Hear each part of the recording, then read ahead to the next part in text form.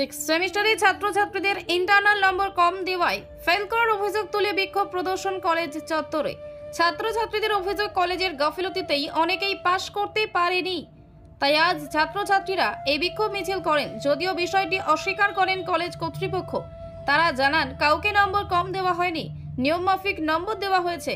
ছাত্রছাত্রীরা কলেজে আসবে না আর ইন্টারনাল নম্বর চাইবে, এটা কখনো সম্ভব নয়। নিয়ম অনুসারে যা নম্বর প্রাপ্য তাই দেওয়া হয়েছে।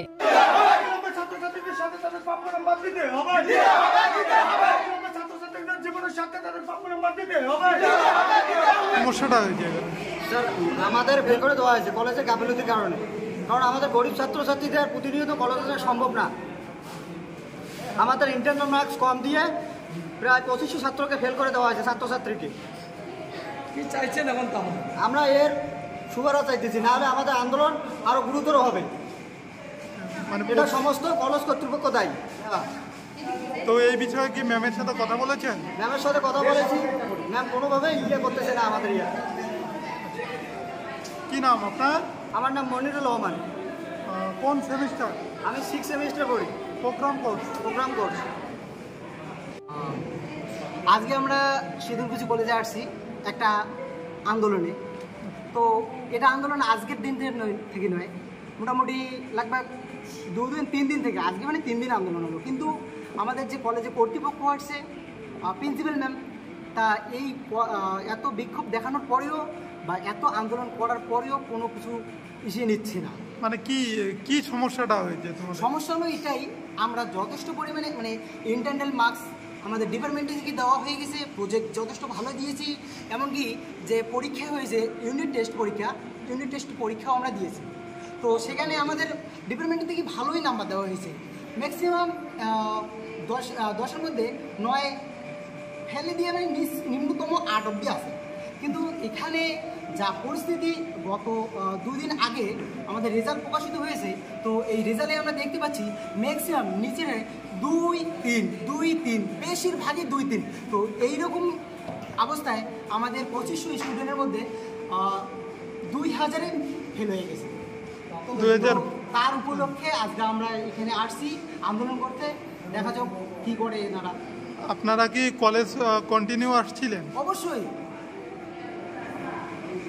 কত ইন্টারনাল মার্কস কত দিয়েছে? আমাদের 2 আর 3 করে দিয়েছে সবার। অবশ্যই। কোন ডিপার্টমেন্ট কি চাইছেন বর্তমানে? আমরা চাইছি আমাদের প্রাপ্ত নাম্বার আমাদের ফিরিয়ে দাও। পাশের দাবি জানাচ্ছেন। কি নাম আপনার? আমার নাম মনোজ বর্মন। কোন সেমিস্টার? আমি সামনে 6 সেমিস্টার। অনার্স না পাস? না, আমি প্রোগ্রাম ডিপার্টমেন্ট। কি সমস্যা তোমাদের? কলেজে ইন্টারনাল নাম্বারের জন্য সবাইকে 2-3 করে দিয়েছে, কিন্তু প্রতিনিয়ত সব ছাত্রছাত্রী কলেজে আসা সম্ভব না। সবাই তো একই রকম হচ্ছে না, তো এরকম করে তাই সবাই আসতে পারে না। প্রোগ্রাম কোর্সের কতজন এরকম ফেল করেছে? ওই মোটামুটি তো 2000 ফেল করছে 2000-এর মতো ইন্টারনাল নাম্বার না দেওয়ার জন্য। এই ম্যাডাম যেটা জানাচ্ছে যে মানে কলেজ কন্টিনিউ না আসার ধরুন এরকম সমস্যা। কিন্তু প্রতিদিন তো গরিব ছাত্রছাত্রীদের আসা সম্ভব হচ্ছে না, এই জন্যই আসতেছে না। এর আগে তো 5th সেমিস্টার বা 4th সেমিস্টারে এরকম কোনো সিস্টেম চালু হয় না, নতুন সিস্টেম চালু করছে। মানে মূলত গাফিলতিটা কার মনে করছে? গাফিলতিটা এখানে তো এখনও ভালোভাবে সিদ্ধান্ত হবে, মানে কলেজ কর্তৃপক্ষের গাফিলতি। ম্যাডামই তো এরকম করতেছে যে ম্যাম তো যদি চায় তাহলে নাম্বারটা দিতে পারে। তো এখন এই বিষয়ে ম্যাডামের সাথে কথা বললেন? হ্যাঁ, বললাম।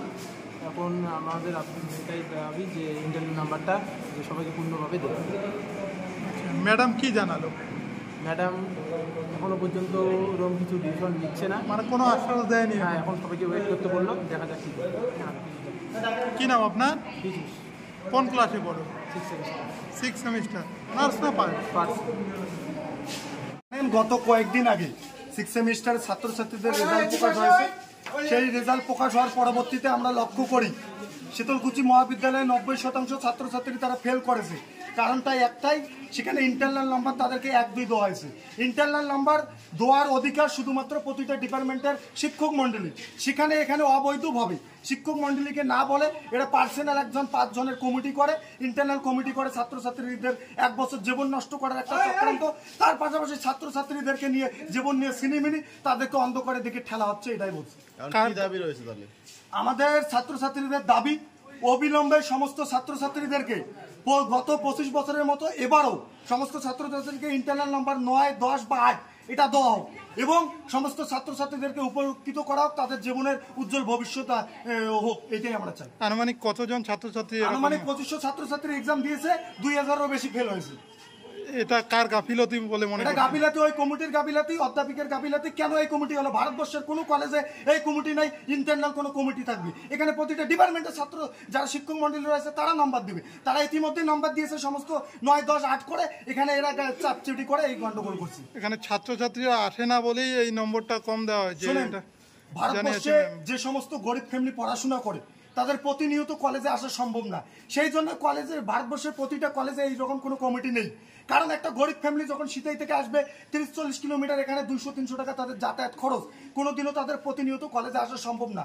সেই জন্য ছাত্রছাত্রীর সাথে গত 25 বছর আগে যেরকম ছিল তাদের 8-9 করে নাম্বার দেওয়া হতো এবং তারা ভালো ফল করতো, সেটাই আমরা চাই। কলেজের নাম হোক, সুনাম হোক, এটাই আমরা চাই। ম্যামের সাথে কথা হয়েছে? কথা হয়েছে, এখনো আমাদের দাবি দাবি মানেনি। আমরা ওই জন্যই আন্দোলন আমাদের দ্রুত গতিতে চলছে। যদি দাবি না মানে তাহলে আমরা বৃহত্তর আন্দোলন নামবো।